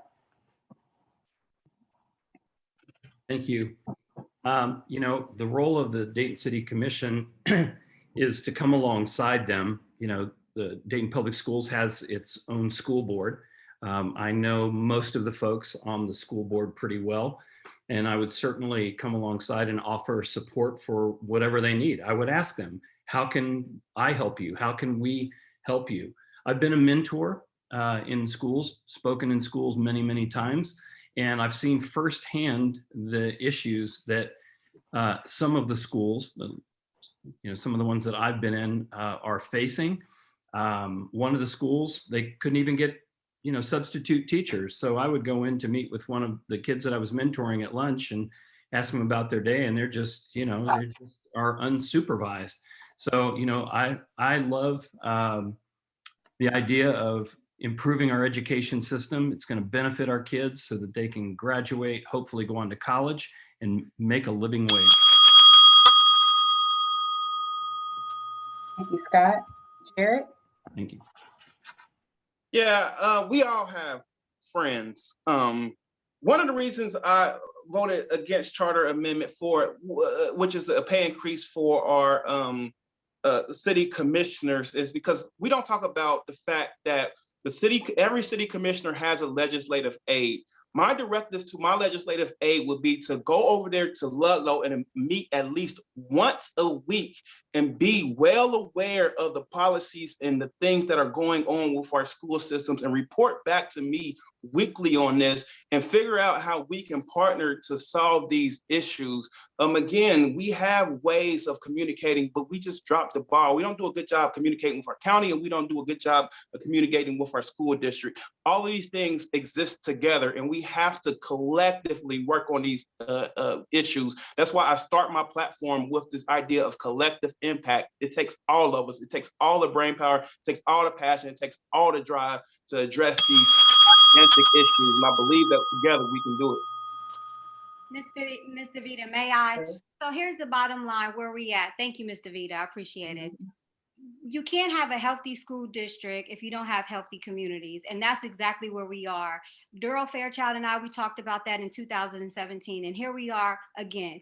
We have to address the ills in our community. 90% of our students in DPS are living in poverty. So as the next Dayton City Commissioner, I'm going to work to address those ills, to address those issues by getting to the root causes. That is meaning that we create policy and programs, that we are supporting our working families, that we make sure that we are attracting livable wage jobs. And I'll say this one last point. I am a product of Dayton Public Schools. I believe in Dayton Public Schools. I know that it takes partnership and for us to work in and to be able to communicate. 2 out of 3 of my children, they attend Dayton Public Schools. I know the potential of Dayton Public Schools, but again, we have to build up our communities. We have to make sure that our neighborhoods are safe and stable, and we need a new commission to make sure that that's done. All right, Darryl. So, the greatest issue facing our students is the fact that they've just come through a pandemic and have been had a very erratic school learning environment over the last year. DPS is going to be receiving some rescue funds too. So we need to work in coordination with the school to make sure our children can catch up. It's going to take a lot of effort to get them to catch back up to where they were. Being a parent of a DPS student, I see those issues firsthand. The city commission hasn't met regularly with the school board since I've been on the commission. My hope is that with a new mayor, we'll get to a place where we can have at least twice a year, if not quarterly meetings with the school board. And I think we need to acknowledge that there are going to be 4 school board positions up for election. And my hope is that we can recruit strong candidates to run for school board so that we can bring new leadership to the school board. Thank you, Darryl. Okay, Stacey. Thank you. The school board and the city commission used to have retreats, and as Commissioner said, that has not been happening. There needs to be those regular retreats where the commission and the school board sit down and discuss and map out exactly the direction that they see the city and the school district going together. The city commission also needs to work on advocating for school funding to be fixed. We have a community problem. We have to make sure that absolutely we are increasing our standard of living in our communities, but we also have to begin to be an advocate with the school board to improve school funding. It has been determined that our schools are funded illegally, and that decision's been out there. The legislature hasn't done anything about that. And so that is one thing that we need to do to advocate. The Civil Service Board deals with hiring.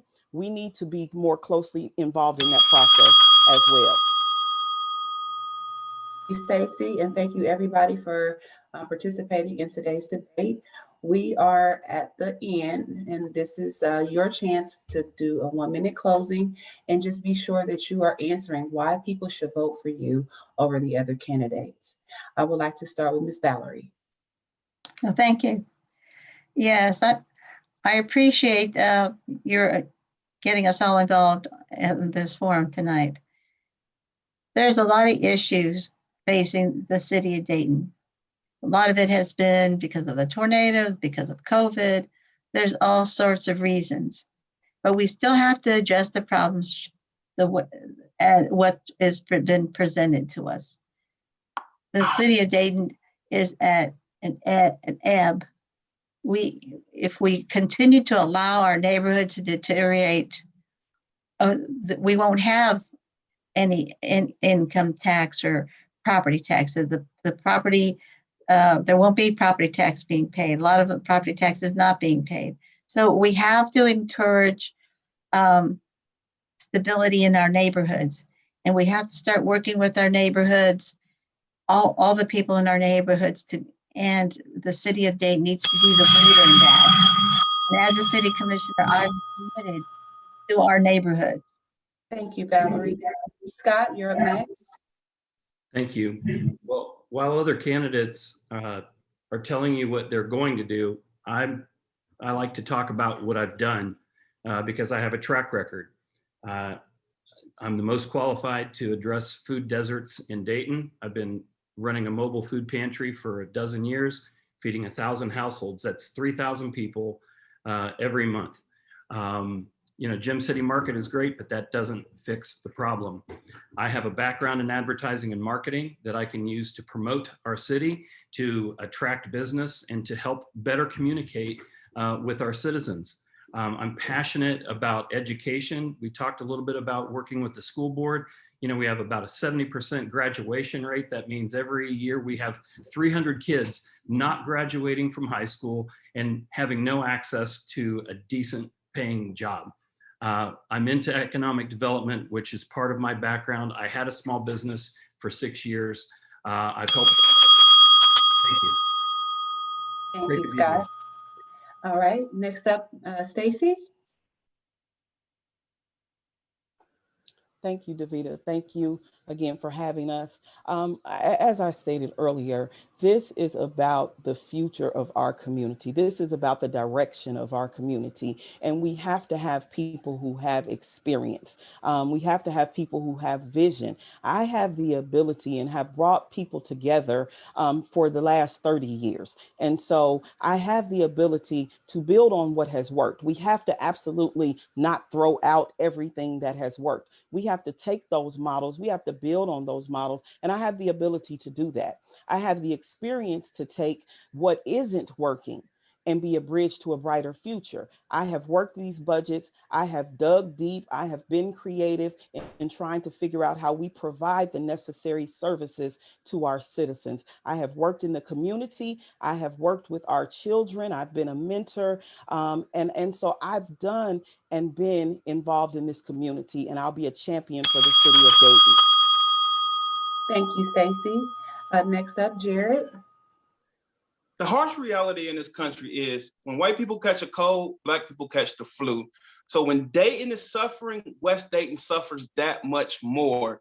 It's time out for that. We have to be aggressive about addressing these systemic inequities. We have to be aggressive about creating a society in which everybody, regardless of their color or their skin, has an elevated standard of living. We cannot no longer invest in a public safety system that doesn't make us more safe. We have to reimagine public safety in such a way that actually benefits the community. And we can't wait on infrastructure. We have to be aggressive about rebuilding our infrastructure. If our roads cost people money, that's a problem. We need to have roads that people can drive on that won't cost them money and contribute to the systemic inequities that contributes to the financial inequality. We need to create policies that create jobs and support working families. And I have a track record of being a proven advocate for people, and I will continue to be. Thank you, Jared. All right, Ms. Shenise. Yes, let me just say this before my minutes start. Ms. Davida, you did a fine job. Thank you very much for moderating. Thank you. Thank you for having me. This evening. So listen, there are a number of candidates that you see before you that's running for Dayton City Commission.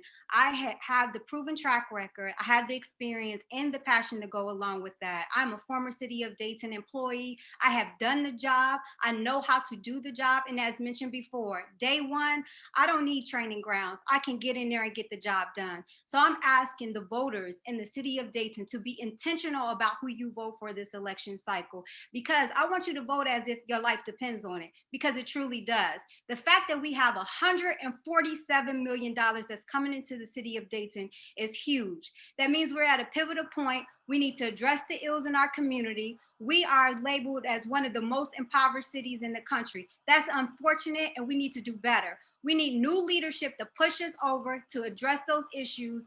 And as the next Dayton City Commissioner, I'm the one to get the job done. I hope that you will do your research and look. I've been doing that for the past 15 years or so. Thank you. Thank you, Shenise. And last but not least, Mr. Darryl Fairchild. I want to echo Shenise's word, Davida. You've done a great job. I want to thank the West Side Democratic Club for the opportunity. I want to thank the other candidates for putting yourself out there and for this debate tonight. I think metal sharpens metal, and so this debate's been good. And I would thank those out on Facebook who have put the comments in there, encouraging us and challenging us, so thank you. You know me. I've been a classmate of yours, a teammate of yours. I've been in your neighborhood, in your community center, in your churches for over 30 years. And I have a track record of a commissioner. No one else has that. You can look at what I've done as an elected commissioner, and you can see that I've fought for the values that are important to you and to our communities. And I had some successes. There's still work to do. We've got a neighborhood plan now, and we're protecting the water, an issue that has, been devastating for people in Flint and Mississippi. And so protecting our water is crucial, particularly for our West Side residents. And so me, I have a track record. And if anyone knows how to use that $147 million well, it's me, because I've been in the seat. I understand how it can be used and where it needs to be used. I ask for your vote on May 4th. I'm Darryl Fairchild. Thank you. Thank you, Mr. Fairchild. And just kind of as he said, we want to make sure everybody gets out on May 4th to put your votes in. And also want to point out, you do not have to wait until May 4th. You can go down and vote early. Get down to the Montgomery County Board of Elections. Address is 451 West 3rd Street. The Dayton Young Black Professionals group is going to be having meetups this Friday and next Friday as well at the Board of Elections. They're also going to be having a topic of discussion this evening at 9 p.m. to talk about the debate. So if you want to get more involved and have more questions and discussions that you want to have about the debate tonight and the candidates that are here tonight working to get your vote, please join them tonight. Also, I would like to thank the Montgomery County West Side Democratic Club for reaching out to me and giving me this opportunity to be the moderator this evening. This was something that was out of my comfort zone, and I'm glad that I was able to participate. Like a lot of other people watching tonight, I don't know what I didn't know, and I still don't kind of know 100% what route I want to go, but I really appreciate the candidates taking time out of their day to talk with us, and it gave me a lot of things to go home and think about. So I appreciate your time just as well as you appreciate mine. And I'll convince you in your thoughts. I can help you with that. Look, you have been such you've been on it tonight. You are on it. But thank you for that. I just want to make sure everybody does take the time to follow the Montgomery County West Side Democratic Club as well. So thank you all and have a good evening. Thank you, David. Thank you, Davida. Great job. Thank See you. everybody.